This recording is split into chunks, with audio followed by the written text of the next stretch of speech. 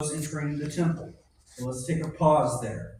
So this is when Peter and John, they were going to temple. This is after Jesus had been raised again and gone to heaven, and he started the church.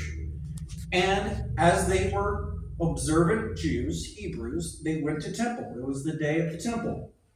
To go, so they were, hey, we're not starting this new thing, and so we don't have to keep all those rules. Yeah, they were keeping Jesus' laws and the concepts of Christ, not the rules and regulations of religion, but they still valued the history. They still valued, and originally in the temple, they were supposed to be opening up to the Messiah and the leaders, and the Sadducees and the Pharisees and the teachers of the law.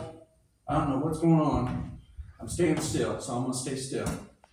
But they were still keeping the faith. They were looking to actually talk to the people and save the Hebrews, the Jews, their fellow people, and bring them into the faith. And they were respecting the traditions, even though traditions we don't keep, but we respect. I may not agree with, but we still respect. Verse 3, seeing Peter and John about to go into the temple, he asked to receive alms or charity or a little bit of money, some coins or a few bucks. Like if you would go to Indianapolis and go to a ball game or go to a concert, there might be somebody standing outside. One time Sarah and I went to a Christian concert in South Bend, Indiana, and there was a guy standing outside asking for money. And Peter directed his gaze at him, as did John, and he said, "Look at us." And he fixed his attention on them, expecting to receive something for them. But Peter said, "I have no silver and gold, but what I do, I give to you." So they had no money, or not a lot, but they gave what they did. He said, "In the name of Jesus Christ of Nazareth, rise up and walk." And he took him by the right hand, and he raised him up. Immediately his feet and ankles were made strong.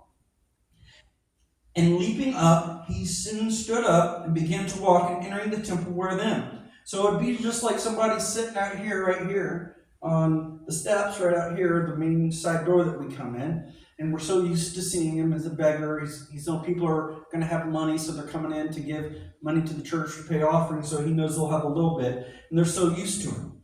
And but then he all of a sudden rise up and started walking. In verse 7, and he took him by the right hand and raised him up, and immediately his feet and ankles were made strong. And leaping up, he stood and began to walk and entered the temple with them, walking and leaping and praising God. And all the people saw him walking and praising God and recognized him as the one who sat at the beautiful gate of the temple, asking for the alms. And they were filled with wonder and amazement at what had happened to him.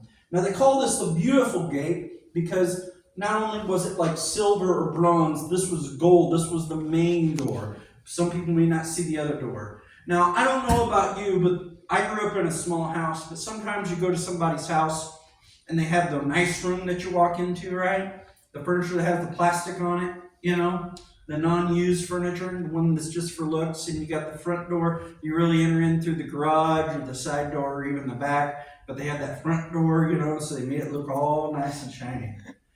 So this is kind of like that, the beautiful gate, the beautiful door. But Peter speaks in Solomon's porch. While he clung to Peter and John, verse 11, and all the people, utterly astounded, ran together because they knew this guy. They knew he was a beggar to them in Solomon's porch. And then when Peter saw